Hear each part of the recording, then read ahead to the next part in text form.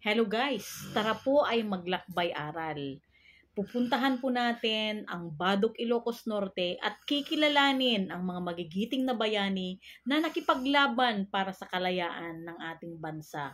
Aba, may mga Ilocanong bayani din pala. Tama po, at sila po ay magigiting mga sikat na mga bayani na tunay na naging pangulo natin dito sa ating bansa. Sila ay nagpakita ng katapangan para labanan ang mga dayuhang gustong sumakop sa ating bansa.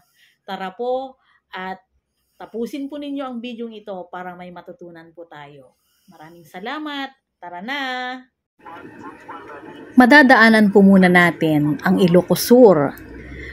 At dito sa Ilocos Sur, marami po silang mayamang kultura. At isa dito ay nanatili sa Kandon, Ilocos Sur kung saan matatagpuan ang matamis na kalamay ng mga Ilocano.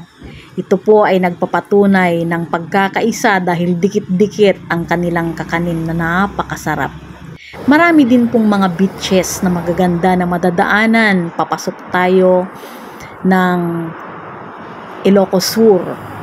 At eto nga, napakaganda ng view at napakasarap na dumampi sa ating mga pisngi ang malamig na simoy ng hangin. Eto na po ang Ilocos Norte. Ito ang boundary na naghahati ng Ilocos Sur at Ilocos Norte.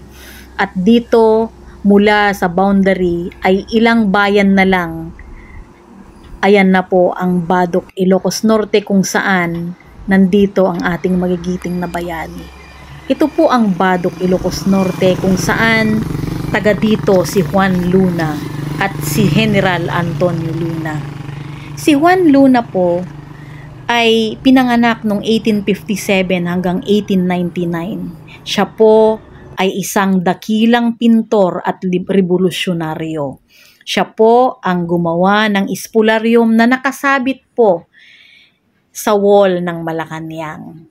So, napakaganda ng kanyang obra maestra. Siya naman po si General Antonio Luna, 1866 hanggang 1899. Siya po ay general ng Philippine-American War Revolutionist. At siya rin po ang founder ng Philippine Military Academy. Aba, napakasikat niya. Ito po ang museo ni Juan at Antonio Luna at ito naman ang La Virgen Milagrosa. Ang susunod ay ang Badok Island. Meron din silang tinatawag na Gabot Beach Resort, Badok Island, White Beach, Lugo Beach Floating Cottages. At sa susunod na pagpunta mo ng Badok, alalahanin mo na si Juan Luna at Antonio Luna, sila ay lumaban para sa ating kalayaan.